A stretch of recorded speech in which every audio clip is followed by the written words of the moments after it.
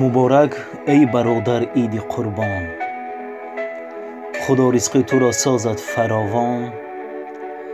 همه روزو حیاتت عید باشد، همیشه شاد باشی بین یاران. در این روز فرخنده از درگاه خداوند متعال برایتان خانه آبادی، سربلندی، خوشحالی زندگی را تمنا دارم که این عید سعید به خاندان هر یکی شمایان فیض و برکت، بخت و اقبال بلند را ارزانی دارد. صد مهر و وفا میان یاران باشد، صد مهر و وفا میان یاران باشد، دوستان مرا خدا نگهبان باشد. عید سعید به هر یک شمایان مبارک باشد عزیزان.